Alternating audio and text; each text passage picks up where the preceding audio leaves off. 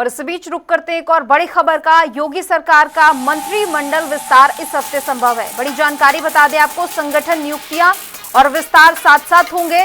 लखनऊ बैठक के बाद दिल्ली में मंथन तेज हो चुका है। पंकज चौधरी, धर्मपाल सिंह की शीर्ष नेतृत्व संघ बैठक और इसी के साथ ही रविवार या फिर सोमवार को विस्तार को बताया जा सकता है कि विस्तार संभव है। और विनोद तावड़े की रिपोर्ट अमित शाह को भी सौंपी गई है। तो बड़ी जानकारी इस वक्त की बता दें आपको, विनोद तावड़े की जो रिपोर्ट है वो गृह मंत्री को सौंपी गई है। और इस वक्त की बड़ी खबर, संगठन नियुक्तियां और विस्तार साथ साथ होंगे। यूपी से बड़ी खबर, लखनऊ को लेकर आज दिल्ली में मंथन तेज हो चुका है। पंकज चौधरी, धर्मपाल सिंह की शीर्ष नेतृत्व में जो बैठक है वो है और रविवार या फिर सोमवार को विस्तार की संभावना है। और अनूप कुमार सिंह लगातार हमारे साथ जुड़े हुए हैं। अनूप, बैठक को लेकर क्या कुछ जानकारी है? क्या लग रहा है कि वाकई में विस्तार संभव है?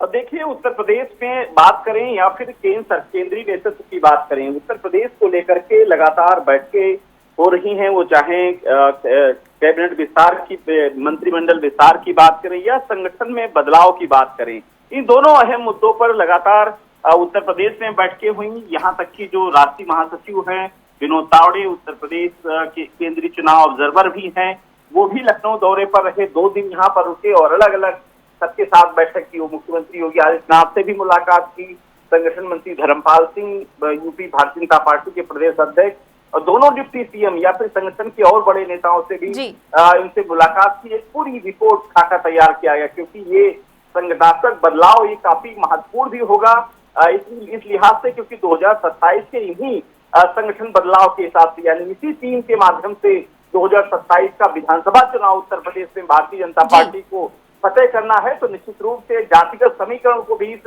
साधने की आवश्यकता होगी। भारतीय जनता पार्टी को सामाजिक भी कहीं न कहीं इसमें देखने को मिलेगा कि किस तरीके से जातिगत समीकरण, सामाजिक समीकरण, ये सब के साथ साथ उत्तर प्रदेश में जो कार्यकर्ता, जो नेता भारतीय जनता पार्टी यानी संगठन के लिए काम कर रहा था, या समझिए कि अभी जो पिछले दिनों एक सदस्यता अभियान चलाया था भारतीय जनता पार्टी ने, उसमें तमाम मंत्री, तमाम सांसद, तमाम विधायक, बड़े बड़े उनकी पोल खुल गई थी। वो एक निर्धारित जो आंकड़ा दिया गया था कि इसमें इतने सदस्य जोड़ने हैं भारतीय जनता पार्टी के संगठन में, वो नहीं जोड़ पाए थे। ये कहीं न कहीं रिपोर्ट भी उसमें प्रस्तुत की जाएगी।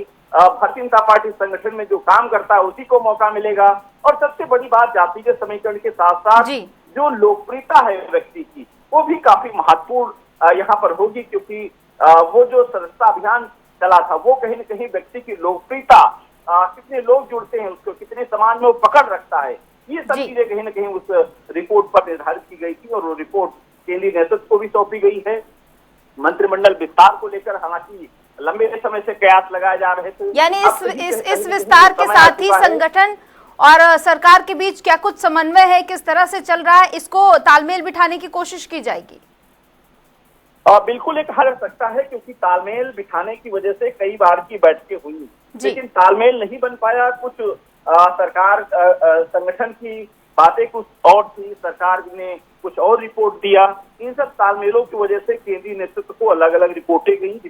रिपोर्ट होने के बाद केंद्रीय नेतृत्व ने भी ऑब्जर्वर के रूप में विनोद तावड़े लखनऊ में आए, सबके साथ बैठक की। और वो रिपोर्ट अब अमित शाह यानी राजनीति के चाणक्य कहे जाते हैं भारतीय जनता पार्टी में, उनके पास पहुंची है। फाइनल मुहर वो लगाएंगे इस पर, और उसके बाद देखने वाली बात होगी कि मंत्रिमंडल विस्तार में जातिगत समीकरण भारतीय जनता पार्टी कैसे बिठाती है, कैसे सामाजिक समीकरण बिठाती है, किस तरीके से इस टीम को, नई टीम को 2027 के लिए कितना फिट बैठती है, पंचायत चुनाव के लिए कितना फिट बैठती है, या आगामी 11 सीटों पर शिक्षक एमएलसी, स्नातक एमएलसी के चुनाव होने हैं, उनके लिए ये टीम कितनी फिट बैठती है। फिलहाल ये तो आने वाला वक्त ही बताएगा, लेकिन ये जानकारी सूत्रों के हवाले से जरूर मिल रही कि रविवार या सोमवार या जल्द ही मंत्रिमंडल का विस्तार हो सकता है।